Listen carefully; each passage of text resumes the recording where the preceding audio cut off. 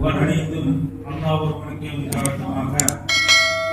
அல்லாஹ்வுடைய மாபெரும் கிருபையினால் 11ஆம் நாள் தராவி வரக்கூடிய வாக்கியத்தை அல்லாஹ் நம்மளுக்கு தந்திருக்கிறான். இதற்கு என்ன பிரயோஜனம் அப்படின்னு பார்க்கின்ற பொழுது, 11ஆம் நாள் தராவி தொழுதார்களோ அவர்கள் மரணிக்கின்ற பொழுது, அதாவது அன்று பிறந்த பாலகராக மரணிக்கிறார்கள் என்று சொல்லி காட்டுகிறார்கள். அன்பிற்குத்தானவர்களே, வாழக்கூடிய வாழ்க்கையில நாம் பார்க்கின்ற பொழுது என்ன என்று சொன்னால், அதாவது எங்க பார்த்தாலும் வெட்டு குத்து பகை குரோதம் இப்படி எல்லாம் நாம் பார்க்கிறோம். என்ன காரணம் அப்படின்னு சொன்னா, நாம உடன் பிறந்தவர்களாக இருந்தாலும் சரி, அடுத்தவர்களது எப்படியாவது நாம் ஆண்டைய போடணும். உடன் பிறந்த அண்ணன் தம்பியாக இருந்தாலும் தன்னுடைய இடத்தை மட்டுமல்ல, தன்னுடைய சகோதரனுடைய இடத்தை எப்படி நாம் அபகரிக்கிறது அப்படிங்கிற ஒரு காலகட்டத்தில் தான் நாம் இருந்து கொண்டிருக்கிறோம். இதற்கு நாம் பார்க்கின்ற பொழுது ஒரே ஒரு செய்தியை நமக்கு இந்த நேரத்துக்கு சொல்வது உகந்ததாக இருக்கிறது. ஈசா அலைஹிஸ்ஸலாத்து வஸலாம் அவங்க என்ன செய்யறாங்க, பிரயாணத்துக்கு போலாம் அப்படின்னு கிளம்புறாங்க. அப்படி கிளம்பக்கூடிய தருணத்துல ஒரு ஆள் என்ன சொல்றாங்க, நானும் உங்களோட பிரயாணத்துக்கு வர்றேன் அப்படிங்கிறாங்க. அப்படிங்களா, சரி அப்படின்னு சொல்லிட்டு என்ன செஞ்சாங்க, 2 பேர் என்ன செஞ்சாங்க, பிரயாணத்துக்கு போறாங்க. அப்படி போகக்கூடிய தருணத்துல இப்படி பிரயாணத்துக்கு போயிட்டே இருக்காங்க. இன்னைக்கு நாம பாத்தீங்கன்னாக்க எங்கேயாச்சும் பிரயாணத்துக்கு போகணுக்கா சாப்பாடுலாம் நம்ம ரெடி பண்ண கிடையாது. எங்க போனாலும் நமக்கு என்ன செய்யுங்க, ரெஸ்டாரண்ட் இருக்கு, நம்ம சாப்பிடுறோம். அப்ப அன்றைய காலகட்டத்தில் பார்க்கின்ற பொழுது பிரயாணத்துக்கு போகின்ற பொழுது முன்சாதம் கட்டிச்சாதம் தான் எடுத்துட்டு தான் போவாங்க. அப்படி அந்த ரீதியில போகின்ற பொழுது பிரயாணத்தை 2 பேரும் போய்கிட்டே இருக்காங்க, நீண்ட தூரம் போறாங்க. அப்போ ஓய்வு எடுக்கிற மாதிரி உடம்புல ஒரு அசதி ஏற்பட்டுச்சு. ஓய்வு எடுக்கணுமே அப்படிங்கிற ஒரு நேரத்துல என்ன செஞ்சாங்க, 2 பேரும் ஒரு இடத்துல ஓய்வு எடுத்தாங்க. இப்ப இந்த ஓய்வு எடுக்கக்கூடிய இந்த நேரத்துல இப்ப நம்ம பசியா சாப்பாடு வேலையை முடிச்சுக்கலாமே அப்படின்னு ஈசா அலைஹிஸ்ஸலாத்து வஸலாம் என்ன செய்றாங்க, கையை கழுவி சாப்பிடாம பொட்டணத்தை ஓபன் பண்றாங்க. பொட்டணத்தை ஓபன் பண்ண உடனே ஒரு ரொட்டியை ஈசா அலைஹிஸ்ஸலாத்து வஸலாம் தனக்கு வச்சுக்கிறாங்க. மற்றொரு ரொட்டியை என்ன செஞ்சாங்க, உடன் வந்தாங்கல்ல அவங்களுக்கு கொடுத்துறாங்க. கொடுத்துட்டு என்ன செஞ்ச ஈசா அலைஹிஸ்ஸலாத்து வஸலாம் அந்த ஒரு ரொட்டியை என்ன செஞ்சாங்க, சாப்பிட்டு முடிச்சுட்டாங்க. சாப்பிட்டு முடிச்ச பிறகு போய் என்ன செஞ்சாங்க, கையை கழுவலாம் அப்படின்னு போறாங்க. போய் கையை கழுவிட்டு வர்றாங்க. வந்து பார்த்தா கேக்குறாங்க, அந்த பொட்டணத்துல 3 ரொட்டி இருந்துச்சு. ஒரு ரொட்டியை ஈசா அலைஹிஸ்ஸலாம் சாப்பிட்டாங்க, இன்னொரு ரொட்டியை கூட வந்தவங்கள்ட்ட கொடுத்தாங்க, இன்னொரு ரொட்டியை வச்சுட்டு போயிட்டாங்க.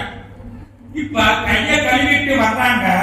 வந்து கேக்குறாங்க, அந்த அதாவது அந்த பொட்டணத்துல ஒரு ரொட்டி இருந்துச்சு, எங்க எனக்கு தெரியாது.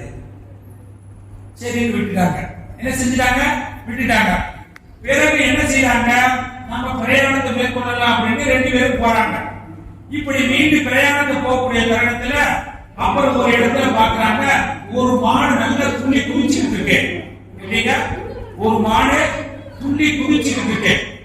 இப்ப கேட்கிறாங்க ஈசா அலைஹிஸ்ஸலாத்து வஸலாம் தம்மோடு வரக்கூடிய இடத்துல, நீங்க மான் கறி சாப்பிடுவீங்களா, எப்படிங்க மான் கறி சாப்பிடுவீங்களா அப்படின்னு கேட்கிறாங்க.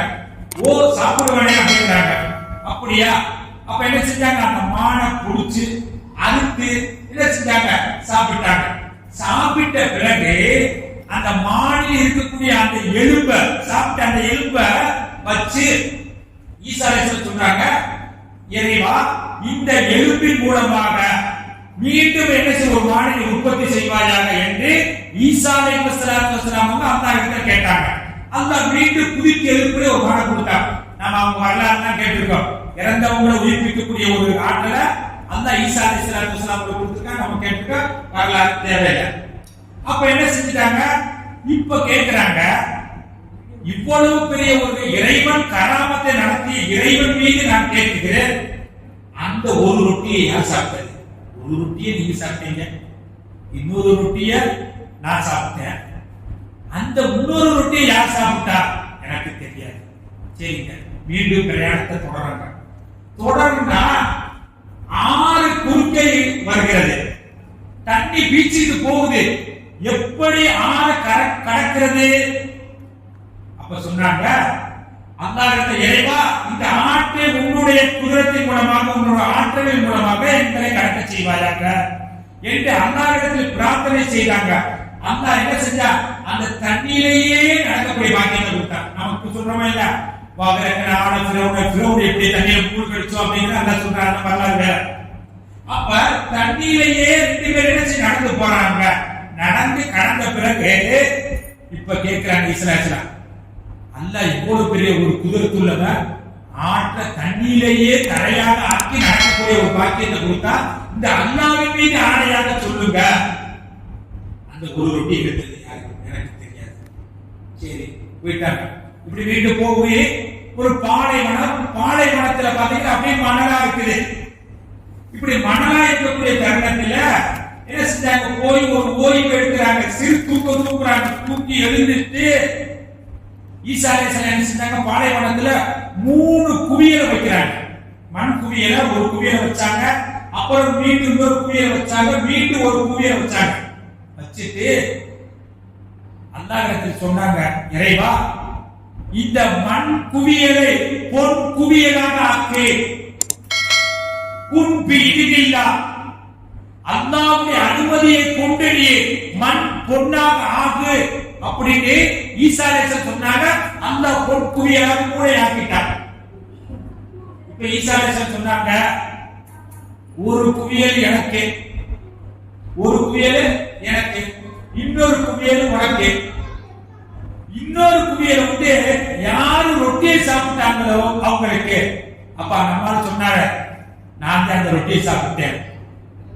அப்ப இனிமேல் இப்படிப்பட்ட பேராசை உள்ளவன் என்னோடு பிரயாணம் செய்வதற்கு யாருக்கு இல்ல, இதோடு முடித்து கொள்ளலாம் சொல்லிட்டு 3 குவியலை நீங்க வச்சுக்கங்க அப்படின்னு ஈசா அலைஹிஸ்ஸலாத்து வஸலாம் அவங்க என்ன செஞ்சாங்க, கொடுத்துட்டு போயிட்டாங்க.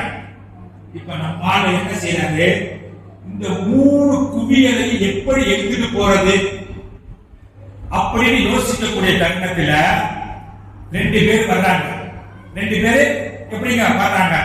அப்ப வரக்கூடிய நேரத்தில் இவர் நினைக்கிறாரு, ஆகா 2 பேர் வர்றாங்க, அவங்களோட கூட்டு சேர்ந்து நாம என்ன செஞ்சா 3 குவியல், ஆளுக்கு ஒரு குவியல் வச்சுக்கலாம், பங்கு போட்டுக்கலாம் அப்படின்னு 2 பேர் வர்றாங்க. அந்த என்ன செஞ்ச இவரு சமாதானம் பேசுறாரு. பேசிட்டு என்ன செஞ்சா, ஆளுக்கு ஒரு குவியல் வச்சுக்கலாம் அப்படின்னு 3 பேர் என்ன செஞ்சா அப்படி போறாங்க. போகக்கூடிய தருணத்துல பசி இருக்குது, கடுமையான பசி இருக்குது. இப்ப சொல்றாங்க, நாம வந்து என்ன செய்ய 2 பேரும் நம்ம இருப்போம். யாரு? ஈசா அலைஹிஸ்ஸலாத்து வஸலாமோட பிரயாணத்தை செஞ்சு வரானோ 2 பேர், ஒரு ஆள 2 பேரும் நாம எடுத்துக்கிறோம். ஒரு ஆள 2 பேர் வந்தாங்க, வந்ததுல இருந்து ஒரு ஆள என்ன செஞ்சிருவோம், நாம அனுப்புவோம். சாப்பாடு எங்கேயாச்சும் போய் சாப்பாடு இருந்துச்சு வாங்கிட்டு வர சொல்லி ஒரு ஆளை அனுப்புவோம், நம்ம 2 பேரும் உட்காந்துக்கலாம் அப்படின்னு என்ன செஞ்சாங்க. ஒரு ஆள் அனுப்பிட்டு 2 பேரும் உட்காந்துக்கிறாங்க. 2 பேர் என்ன திட்டம் போடுறாங்க தெரியுங்களா? அந்த சாப்பாடு அவங்க போயிருக்கல, அவனை க்ளோஸ் பண்ணிடுவோம். நாம 2 பேரும் இந்த 3 குவியல் ஒன்றை வச்சுக்கிடுவோம் அப்படின்ட்டு இவங்க திட்டம் பண்றாங்க. போன சாப்பாடு வாங்க போனாங்க. அவன் என்ன நினைக்கிறது தெரியுங்களா, நாம சாப்பாடை வாங்கி அதுல விஷத்தை கலந்து அந்த 2 பேரை க்ளோஸ் பண்ணி நாம வச்சுக்குவோம் அப்படின்னு என்ன செய்ய, சாப்பாடை வாங்கி அந்த சாப்பாட்டுல விஷத்தை கலந்து இங்க வரலாம். இப்ப வந்த உடனே 2 பேர் என்ன செஞ்சாங்க, அவனை அந்த சாப்பாடு வாங்கி வந்து அடிச்சு என்ன செஞ்சாங்க, க்ளோஸ் பண்ணிட்டாங்க, மைத்தாயிட்டாங்க, மூத்தாக்கிட்டாங்க. இப்ப இந்த 2 பேர் என்ன செஞ்சாங்க, நம்ம தூக்கு 3 குவியல் தூக்கி நம்ம என்ன செஞ்ச ஆளுக்கு நம்ம பங்கு போட்டுக்கலான்ட்டு போகலாம் அப்படிங்கிறப்ப நடக்கிறப்ப பசியா இருக்கு.